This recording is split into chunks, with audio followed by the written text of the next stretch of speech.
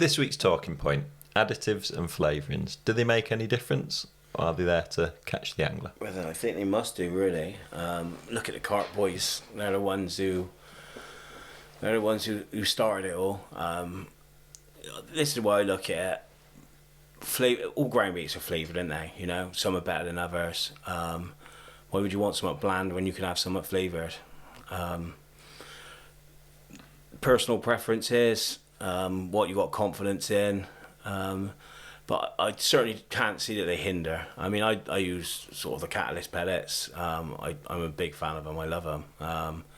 I guess there's a lot of sweet sort of flavours around now. Barston's a typical example of places where if you just go there and you fish your bland micros and someone next to you is putting some cell in or something,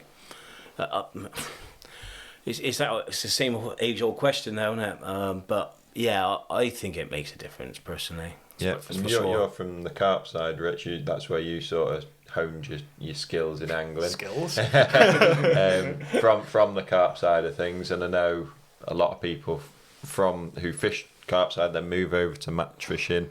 Mark Bartlett's one that sort of springs to mind and absolutely swears by any flavours or liquids, goos, that sort of thing. What are your thoughts on it? I don't know. When I was doing a lot of carp fishing, it wasn't necessarily getting something like goo or something that you're glugging in to make it real obvious, but it was always making sure that it was like the best quality bait you could get. Yeah. So it had the right, like boilie wise, it had the right ingredients and proper. Obviously, I think there's always a difference on catching bigger fish versus just getting numbers of bites. So obviously, if you were going down the route of getting as many bites as physically possible, it was generally like your bright pop-ups and something dead visual. Which is like what the match fishing side of things tends to be. And you just want something that gets attention as soon as possible. But obviously, for your bigger fish, it was always like your more kind of fishy, proper fish meal baits and stuff like that.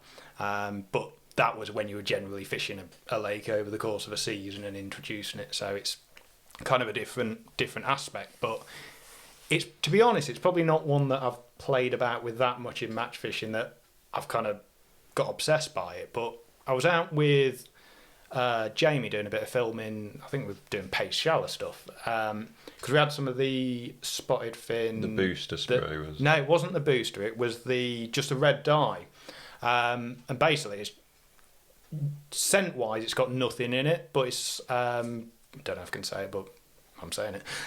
It's got betaine and stuff in it, so basically just a really kind of intense sweetener. So they use it in loads of carp baits and stuff like that. But yeah, it's just a really intense sweetener. It's got no other flavours in other than that, and then obviously the colourant aspect, which obviously is designed to be used for dyeing meat, stuff like that. But we kind of got to the end of the session and just like seeing how it reacted in water, and to be honest, we messed about a bit and probably gone through half a bottle and kind of squirted in the swim and thought nothing of it, and started packing everything away. And within, it was probably 15 minutes, you've got the wind, we're kind of at the end of an arm, wind blowing kind of out the bay, and it was like there was a wind line where we put it in. Up from there for about 10 yards, carp had suddenly appeared, just gobbing at the surface. And we'd not caught a carp all day. It'd all been like proper F1s, but no, I think might have had one carp. But it's literally within 15-20 minutes, it's gone from nothing to all gobbing on the surface. And obviously it's not a conclusive test or anything, but it's like a drastic change in how the swim was behaving. And the only thing that is attractive, effectively, is a betaine in it. So there's definitely something in it, and it'd be interesting to try it a couple of other times at different venues to see if you got the same sort of reaction. But it's the same with ground baits, really. I mean, all ground baits have got different ingredients in them, and some ground baits are better than other ground baits. Yeah, you could look at, like, for example, something that roach anglers use, coriander, which is something like that for roach. Des told me that, he swears by it. Yeah, and essentially it's a flavouring or an additive, isn't it? You're just adding it to change the flavour, change the way that it either behaves or smells or tastes. Yeah.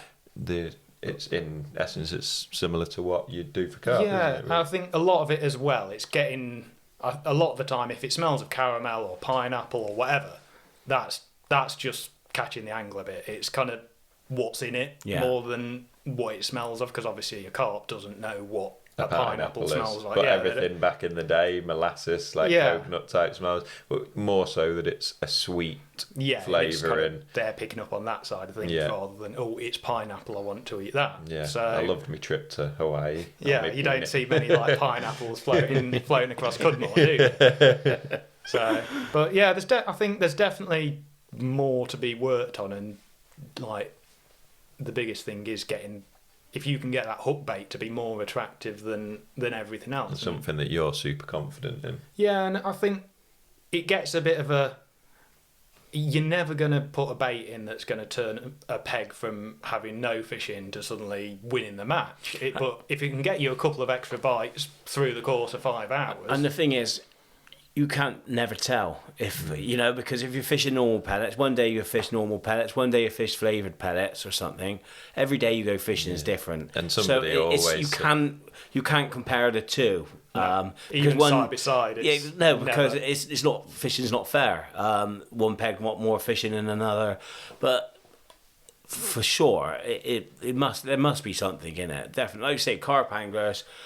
Look, that's a perfect example for me. You speak to any carp angler, and they don't go and fish plain boilies, do they? It's all flavour. They spend hours and hours and hours with flavourings, colourings. To them, that's like they're trying to pick out individual fish. For the mac side of things, maybe not quite so much as the carp side of things, but without a doubt, I mean, like you say, ground baits, all ingredients, additives. It does, without doubt. I believe it makes a difference. Yeah. I think that the other side of it as well, I suppose, is especially onto oils and stuff, is just getting your bait to do what you want it to do. Exactly. So if that's another getting thing. It to sink or the way it reacts in the water is a big thing.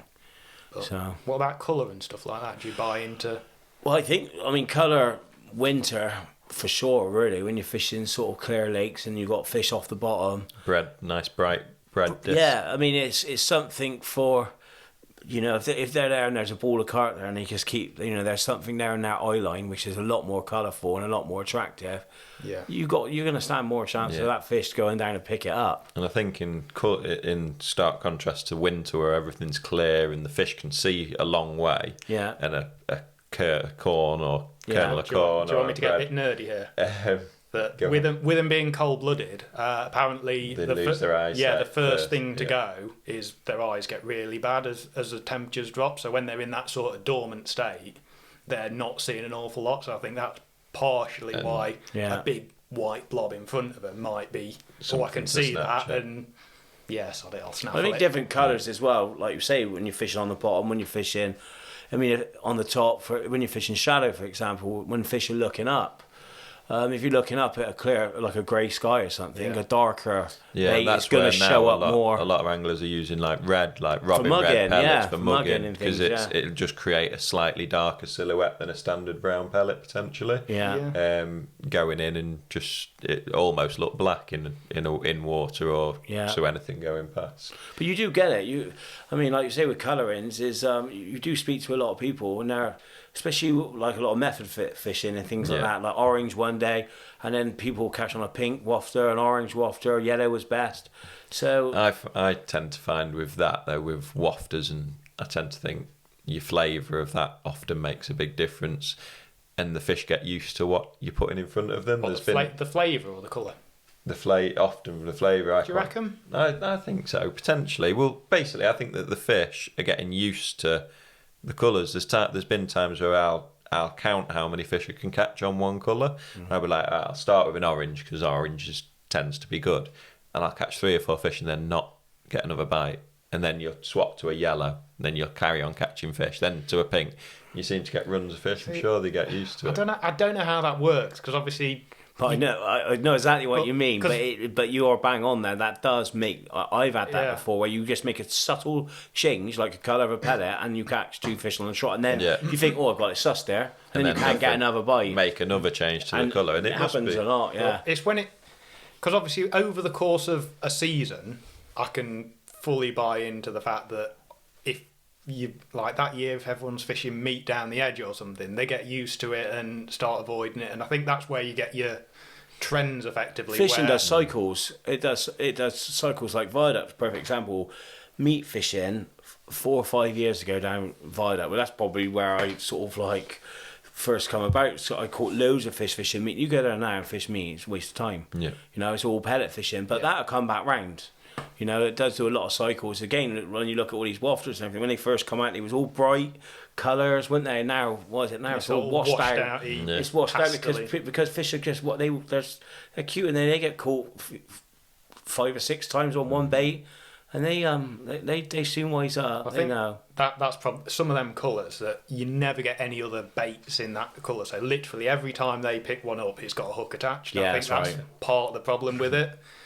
If you've got something yellow or brown, it's related to kind of corn, pellets, stuff like that. So you probably got they're used to eating it. But I think whenever you ever fed anything that's like, I mean, bright orange and stuff like that, that literally every time they pick it up or go near it, they're getting caught or the mate's getting caught. I remember I was watching one of those quarter videos. It was brilliant, really interesting. I can't remember what one it was, but they're there and they're all trying their different rigs and everything and chucking all these boilies in, and you're watching all these carp come down and everything and not taking their bait, and they switch the colour to this like sort of purpley colour boiler, and every time that fish come in, it would go straight down and take that one every single time. You wouldn't believe that, would you? You know, but so when you're talking about colourings, it obviously does make a difference. Just something maybe just something being different rather than the actual colour of it potentially. But that's it. Yeah, even just change. I suppose you've seen it quite a few times with meat and stuff where you'll go suddenly red meat will start working or yellow. And yellow meat. And it's like, I don't know, you try not to give fish too much credit because they're not the smartest animals in the world, but I think confidence is a big thing, and just try, especially like when it comes to winter, you're just trying to get yourself the best possible chance of getting a bite, whether that be colour, flavouring. You want to just have that standout little edge, so you know that you're giving yourself the best opportunity. In winter, I see how important it can be, because if you're chucking a bomb and bread out, for example, but you've got a glug there which you're super confident in, and you might chuck it out in winter half an hour maybe, and sometimes people chuck it out for longer, and if you chuck it out bland, same as everyone else's, you kind of could just be sat there thinking, well, no, it's not really going to go round. But if you're super confident in something, it always gets you a bite, and you just chuck it out. It can just give you that bit more confident that way. Having that extra flavour on it a lot of the time in the winter, you're either feeding very minimal or just the hook bait sort of thing. Single hook baits a lot of the time, The more attraction you can get on it, it's not going to do you any harm, is it? No. But obviously using the right sort of additives at the right time of year, because obviously as soon as you start using oils in winter, they're just kind of going like coagulating, going horrible, and I think that's where you can start taking bits from the carp side, is looking into it and using the right stuff at the right time and the right sort of ingredients. But there's so much of it about. That's what I was about to say. There's so much of it on the market, and there's obviously all these bait companies are trying to bring bits and bobs out. Again, it's personal preference. It's just about, if you use certain types of additives, certain colours and bits and bobs, what you cut. It's all a confidence thing, really, at the end of the day, I think. Okay, right. We'll leave that there. You decide.